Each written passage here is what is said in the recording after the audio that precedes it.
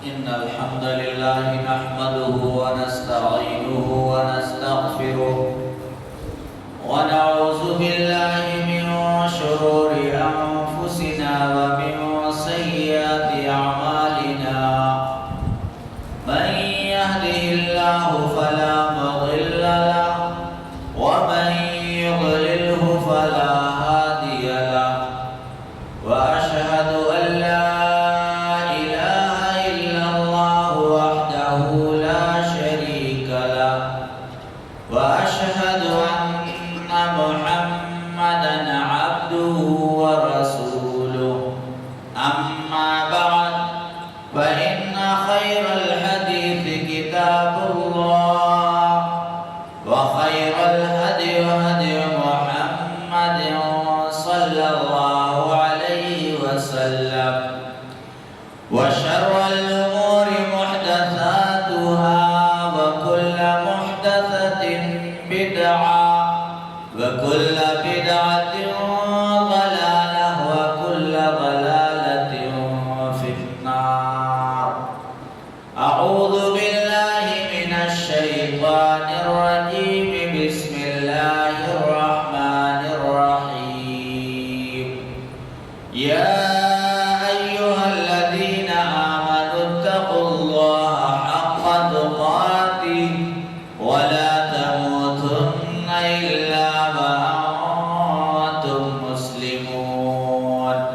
يا أيها الناس اتقوا ربكم الذي خلقكم من نفس واحدة وخلق منها زوجها وبث منهما رجالا كثيرا ونساء واتقوا الله الذي تساءلون به والأرحام إن الله كان عليكم رقيبا. يا أيها الذين آمنوا اتقوا الله وقولوا قولا سديدا يصلح لكم أعمالكم ويغفر لكم ذنوبكم ومن يطع الله ورسوله فقد فاز فوزا عظيما. بسم الله الرحمن الرحيم. قاف والقرآن المجيد بل عجبوا أن جاءهم منذر منهم فقال الكافرون هذا شيء عجيب أإذا متنا وكنا ترابا ذلك رجع بعيد قد علمنا ما تنقص الأرض منهم وعندنا كتاب حفيظ بل كذبوا بالحق لما جاءهم فهم في أمر مريج أفلم ينظروا إلى السماء فوقهم كيف بنيناها وزيناها وما لها من فروج. وقال الله تبارك وتعالى في موضع آخر وما آتاكم الرسول فخذوه وما نهاكم عنه فانتهوا.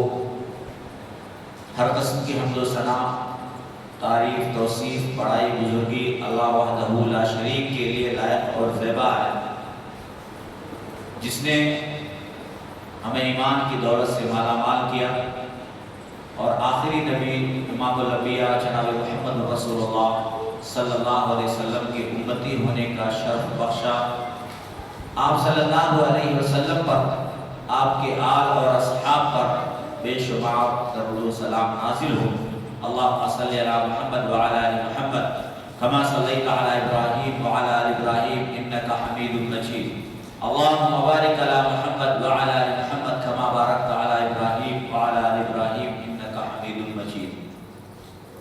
معزز حاضرین جمعہ، برادران اسلام، اسلامی ماں اور بہنوں اور پیارے بچوں، موقع اور محل کی مناسبت سے اور وعدے کے مطابق گزشتہ خطبہ جمعہ کے حوالے سے جناب محمد رسول اللہ صلی اللہ علیہ وسلم کے بارے ہی میں کچھ بیان کرنا مناسب ہے، کیونکہ یہ جو مہینہ اسلامی سال کے اعتبار سے جو مہینہ چل رہا ہے اسے نبی کریم صلی اللہ علیہ وسلم کی پیدائش کا مہینہ قرار دیا ہے۔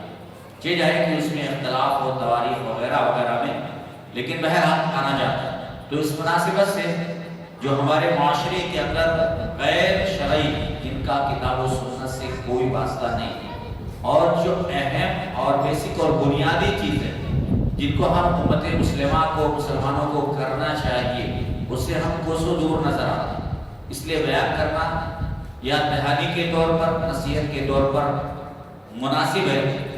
تو ہم ایک پوائنٹ کے ذریعے سے آپ سے کچھ بات کا آغاز کریں گے۔ ان میں سے یہ ہے کہ ایمان جو ہمارے پاس ہے یا دنیا کا جو بھی انسان ہے وہ ایمان والا اگر اپنے آپ کو قرار دیتا ہے اور اعلان کرتا ہے کہ میں صاحب ایمان ہوں، تو اس کا ایمان مکمل اس وقت تک نہیں ہوگا جب تک کہ وہ جناب محمد رسول اللہ صلی اللہ علیہ وسلم سے محبت نہ کرے۔ اگر وہ جناب محمد رسول اللہ صلی اللہ علیہ وسلم سے محبت نہیں کرتا، وہ کتنا بھی زبانی اعتبار سے دعویٰ کر لے، وہ ایمان والا نہیں ہے، اس کا ایمان مکمل نہیں ہے۔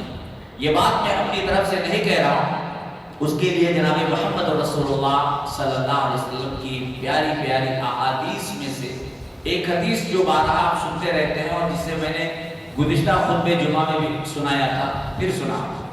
اللہ کے نبی جناب محمد رسول اللہ صلی اللہ علیہ وسلم نے فرمایا، لا يؤمن احدكم حتى اكون احب اليه من والده وولده والناس اجمعين۔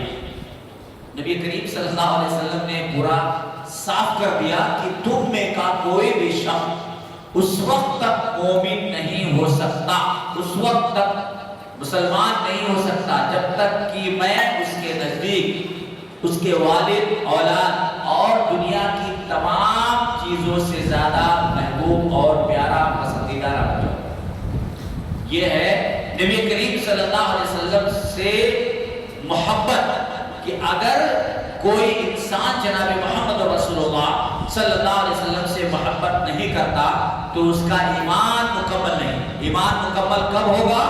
جب وہ جناب محمد رسول اللہ صلی اللہ علیہ وسلم سے محبت کرے گا۔ آگے چلیے، جنت میں ہر انسان جانا چاہے، مگر جنت میں جائے گا کون؟ جنت میں داخلہ کس کو ملے گا؟ جنت میں داخلہ کس کو ملے گا؟ کون جنت میں جائے گا؟ یا جو شخص بھی جنت میں جانا چاہتا ہے اس کو کیا کرنا پڑے گا؟ جناب محمد رسول اللہ صلی اللہ علیہ وسلم کی بات ماننی ہوگی، نبی کریم صلی اللہ علیہ وسلم کی فرما برداری کرنی پڑے گی، آپ صلی اللہ علیہ وسلم کی اطاعت کرنی پڑے گی، آپ کی بات ماننا پڑے گا، تبھی وہ جنت میں جا سکتا ہے، ورنہ وہ جنت میں نہیں جا سکتا۔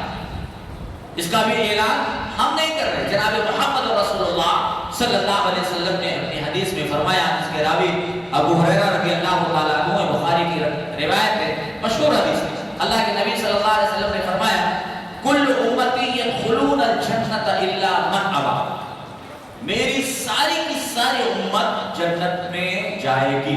کل امتی یدخلون الجنت، میری امت کے جتنے بھی افراد ہیں، جتنے بھی لوگ ہیں، سب کے سب میری پوری امت جنت کے اندر جائے گی۔ کل امتی یدخلون الجنت الا من ابا، سوائے اس شخص کے جس نے انکار کر دیا، سوائے اس شخص کے جس نے جنت میں جانے سے انکار کر دیا۔ میرے بھائی، یہاں پر جنت میں کوئی بھی انسان کس سے بھی پوچھیں گے، کتنا بھی وہ گنہگار ہوگا، دین سے دور ہوگا، ہر شخص یہ کہے گا کہ میں جنت میں جانا چاہتا ہوں، مجھے جنت میں جانا ہے۔ کوئی بھی شخص جنت میں جانے سے انکار نہیں کرے گا، لیکن انکار کیسے کر رہا ہے؟ وہ عملی اعتبار سے، عملی اعتبار سے جنت میں جانے سے انکار کر رہا ہے۔ عمل اس کا ایسا ہے جیسا کہ نبی صلی اللہ علیہ وسلم یہاں پر ارشاد فرما رہے کہ میری پوری کی پوری امت جنت میں جائے گی، سوائے اس شخص کے جس نے جنت میں جانے سے انکار کر دیا۔ بات ابھی سمجھ میں نہیں آ رہی ہے، اس لیے پوری حدیث پڑھتے ہیں۔ قیل ومن ابا یا رسول اللہ، ایسا بدقسمت کون شخص ہے دنیا کے اندر جو جنت ظاہر سی بات جنت میں جانے سے کون انکار کرے گا؟ کون ہے اللہ کے رسول صلی اللہ علیہ وسلم؟ آپ سے پوچھا جا رہا ہے، سوال کیا جا رہا ہے، کہا جا رہا ہے کہ اللہ کے رسول صلی اللہ علیہ وسلم آپ بتلا دیجئے وہ کون سا شخص ہے جو جنت میں جانے سے انکار کر رہا ہے، جنت میں نہیں جانا چاہتا؟ اللہ کے نبی صلی اللہ علیہ وسلم نے بیان فرمایا کہ جنت میں جانے سے انکار کون کر رہا ہے معلوم؟ آپ نے فرمایا من اطاعنی دخل الجنہ، جس نے میری بات مانی، میری اطاعت کی، وہ جنت کے اندر داخل ہوا۔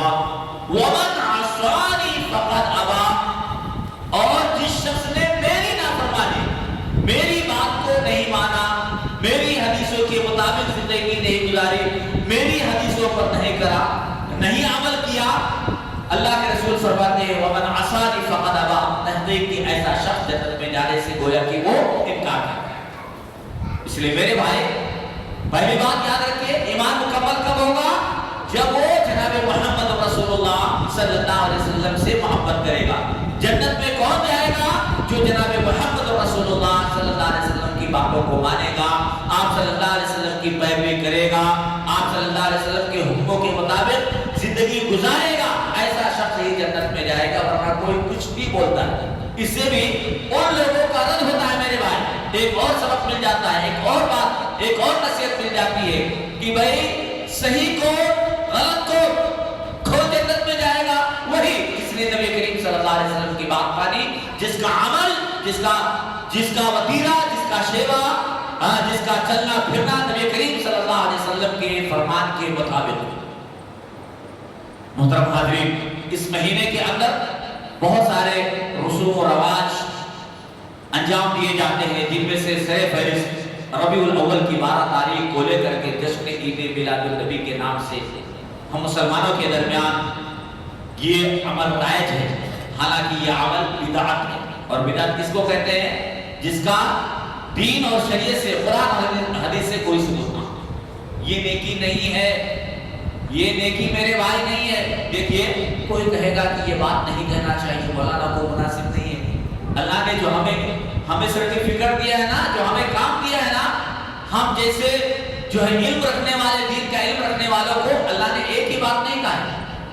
لوگ کہتے ہیں صرف اچھی بات بتاتے جاؤ، کوئی برائی کرے تو ٹوکو مت۔ کیوں مت ٹوکو؟ جھگڑے ہوں گے، جھگڑے ہوں گے۔ اگر ایسا سوچا جاتا نا تو آج جو ہم اللہ تبارک و تعالیٰ کے گھر میں بیٹھ کر کے اللہ اور اس کے رسول کی بات سن رہے ہیں، آپ لے لیجئے جناب محمد رسول اللہ صلی اللہ علیہ وسلم کی بات، آپ صلی اللہ علیہ وسلم کے صحابہ کا جو دین کے معاملے میں جو قربانیاں ہیں، ہم تک دین پہنچ پاتا۔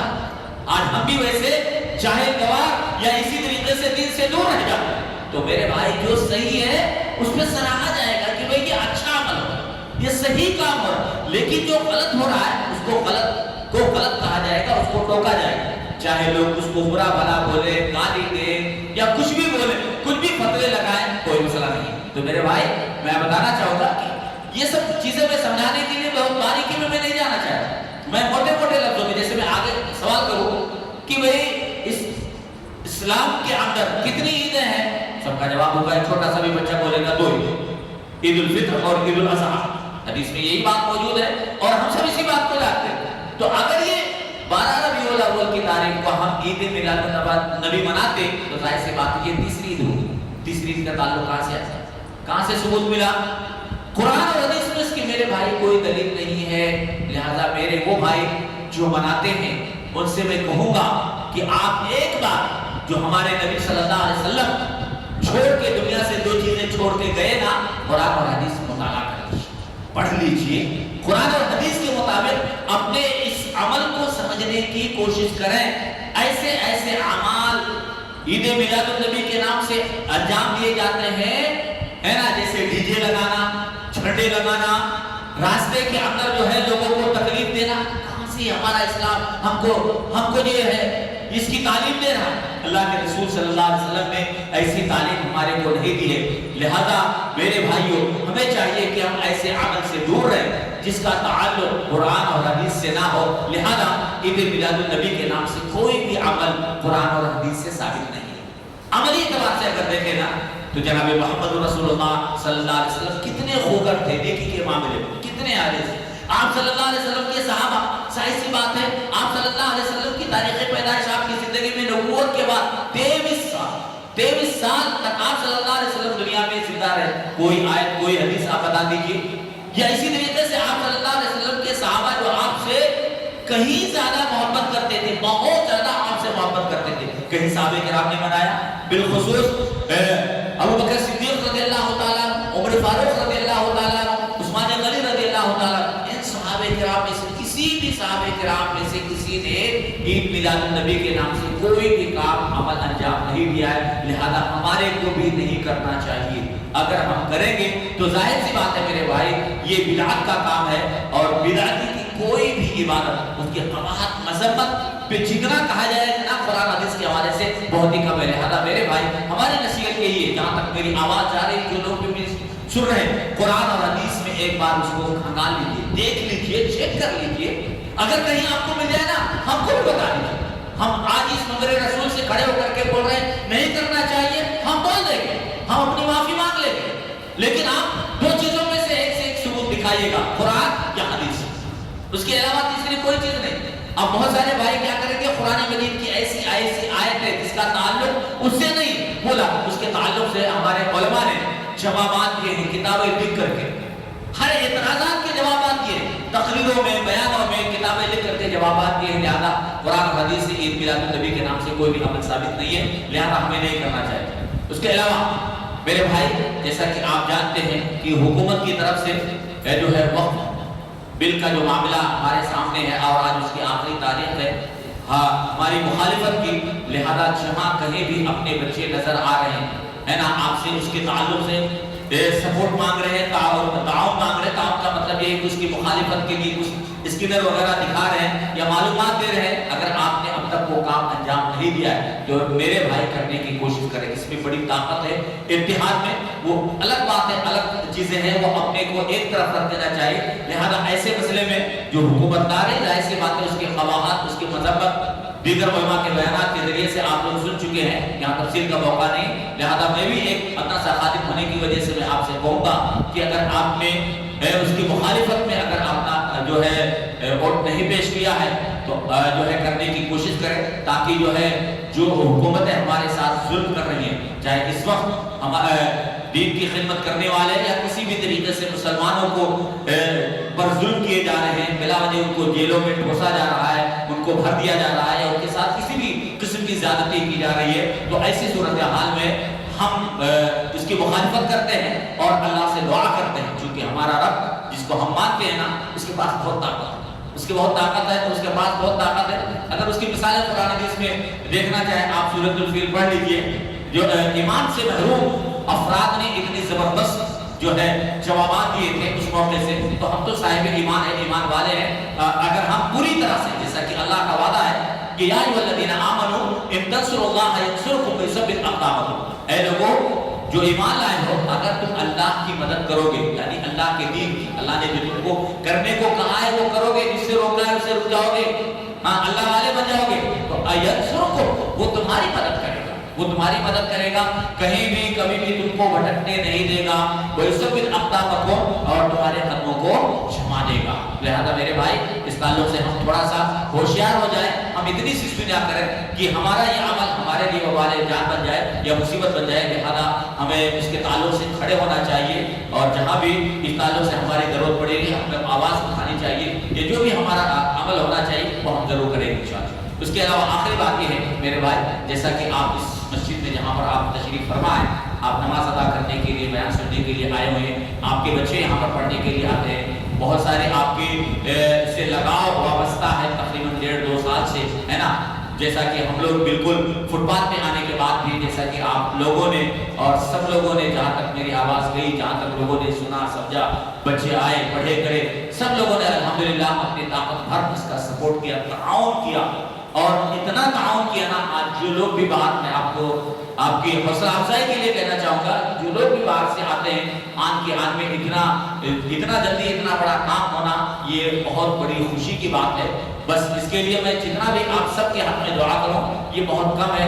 میں بارہا اپنے دل سے اللہ تعالیٰ سے دعائیں مانگتا رہتا ہوں اور اللہ کے سامنے سر سجود ہوتا ہوں کہ بارے لاکھوں تمام کی نیکیوں کو قبول فرمائے. اور بھی کیا ان کے مرحومین جو دنیا سے وفات پا چکے ہیں، چونکہ ہم جو کوئی بھی عمل کریں گے نا، اور ہمارے جو بھی دنیا سے وفات پا چکے ہیں جن سے ہمارا تعلق ہے، چاہے وہ ہمارے والدین ہو، تو ایسی صورتحال میں ان کو بھی ثواب ملتا ہے۔ تو سب کے لیے دعائیں ہیں میری، بس میرے پاس الفاظ نہیں ہے، اور جیسا کہ آپ محسوس کریں گے جب ہمارا آخری مرحلہ آئے گا اور اسی طریقے سے ہم لوگ دنیا سے چلے جائیں گے، تب یہ آنے والی نسلیں ہم لوگوں کو یاد کریں گے۔ اس لیے جتنے بھی تجربے کار لوگ ہیں وہ اس بات کو سمجھ نہیں پا رہے کہ اتنا جلدی کیسے ہوا، اور اپنے لیے بھی بیان کرنا جو ہے مناسب نہیں ہے اور سمجھ میں نہیں آتا۔ تو بہرحال اللہ کا فضل و کرم ہے کہ اتنی بڑی عمارت مسجد کھڑی ہو چکی، آج تقریباً 650 کے آس پاس طلبہ و طالبات یہاں پر روزانہ آتے ہیں اور تعلیم حاصل کرتے ہیں، سکون و اطمینان کے ساتھ اپنے اپنے گھروں کو جاتے ہیں۔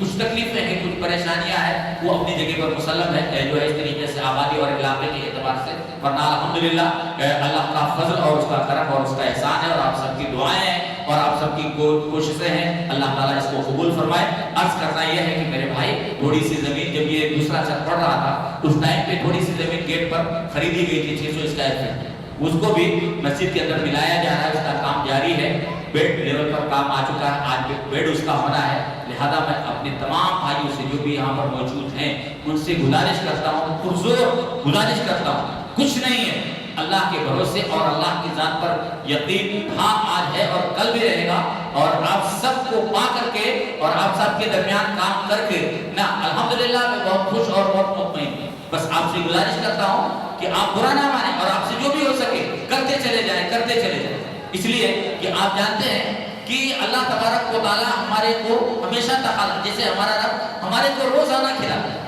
روزانہ ہماری ساری ضرورتیں پوری کرتا ہے۔ ایک دن ضرورت پوری کرنے کے بعد ایسا نہیں کہ اللہ ہم کو چھوڑ دے رہا ہے، دوسرے دن تم کھاؤ یا بھوکو، اور ایسا نہیں ہے۔ اللہ تبارک و تعالیٰ ہمارا پورا انتظام ہمارے بڑے دم تک، پورا ہمارے رزق، سارے وسائل، سارے ذرائع اللہ تبارک و تعالیٰ نے ہمارے لیے چھوڑ دیا ہے اور ہمارا پورا انتظام کرا ہے۔ تو ہمارا بھی کام ہے کہ تھوڑا تھوڑا جو بھی ہو سکے ہم اپنے رب کی رضا کے لیے، اللہ کی خوشی کے لیے، جو بھی اللہ تبارک و تعالیٰ نے ہم کو مال عطا کیا ہے، مال دیا ہے نا، وقت ضرورت خرچ کرتے ہیں۔ جیسے کہ اللہ قرآن مجید کے کئی ٹکڑوں کے اندر انفقوا مما رزقناکم، خرچ کرو جو کچھ بھی ہم نے تم کو روزی دے رکھا ہے، خرچ کرو جو کچھ بھی ہم نے تم کو روزی دے رکھا ہے۔ ایک اور پیاری حدیث مجھے اس موقع سے یاد آ رہی، اللہ کے رسول صلی اللہ علیہ وسلم فرماتے ہیں کہ ہر دن صبح 2 فرشتے نازل ہوتے ہیں، 2 فرشتے ہر دن، ہر روز، مہینے میں، سال بھر میں ایک مرتبہ نہیں، ہر دن 2 فرشتے نازل ہوتے ہیں، اور وہ ایک اس میں دعا کرتا ہے،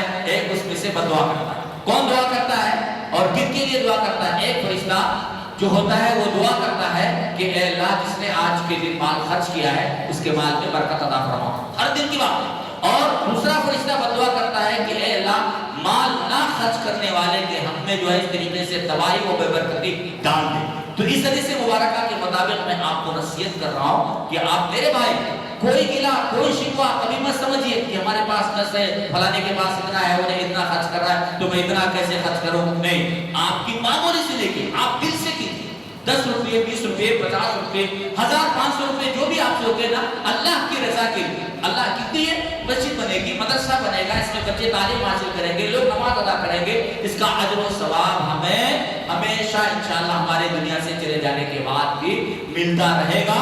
اور اپنی کمائی میں سے، جیسا کہ حدیث جو میں نے سنا ہے اس کے حساب سے میں کہوں گا کہ آپ روزانہ کچھ نہ کچھ اس مسجد اور مدرسے کے لیے جو ہے آپ رکھتے جائیے اور اسی طریقے سے تعاون کرتے رہے، کہ اس لیے کہ یہ آپ کی یہ مسجد، یہ مدرسہ جو اللہ کی رضا کے لیے، دین کی خدمت کے لیے بنایا گیا ہے، تعمیر کیا گیا ہے، اور الحمدللہ اس کا حق ادا ہو رہا ہے۔ اللہ تعالیٰ اس سے کہیں زیادہ اور انشاءاللہ ضرور ہم لوگوں سے سب سے کام لے گا، اور اللہ تعالیٰ سے دعا ہے کہ اللہ تعالیٰ اس کو قبول فرمائے۔ تو میرے بھائی آپ سے گزارش ہے کہ نماز کے بعد آپ ضرور تعاون کر کے جائیں گے تاکہ مسجد کا کوئی بھی کام رکنے نہ پائے اور اس میں تکلیف نہ ہو۔ اتنا زیادہ مخروج ہونا اچھی بات نہیں ہے، اس لیے کہ سارا کام جو ہے اسی پر چل رہا ہے۔ انشاءاللہ میں اللہ سے امید کرتا ہوں کہ اللہ تبارک و تعالیٰ جو ہے ہمیں دے گا اور اسی طریقے سے عنایت کرے گا، اور انشاءاللہ یہ مسجد کا کام رکے گا نہیں، تعاون آپ لوگوں کا ملے گا۔ اللہ سے دعا ہے کہ اللہ تبارک و تعالیٰ ہم سب کو قرآن اور حدیث کی مطابق زندگی گزارنے اور بسر کرنے کی توفیق عطا فرمائے۔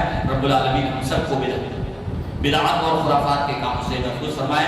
رب العالمین جو بھی ہمارے بھائیوں کے ساتھ ظلم کا معاملہ ہے اللہ تعالیٰ ظلم کا خاتمہ فرمائے، اور اسی طریقے سے جو لوگ ظلم کر رہے ہیں ان کو مٹا دے، وہ ستیاناش اور نابود کر دے، اور جو ہمارے بھائی کسی بھی پریشانی کے اندر مبتلا ہے بارے رہا تو ان کی پریشانی کو دور فرما، جو مقروض ہیں ان کے قرض کی ادائیگی فرما، اور جو بیمار ہیں انہیں شفاء کلی عطا فرما، اور جو دنیا سے رخصت پا چکے ہیں بارے رہا تو ان کے قبروں کو نور سے نور فرما دے۔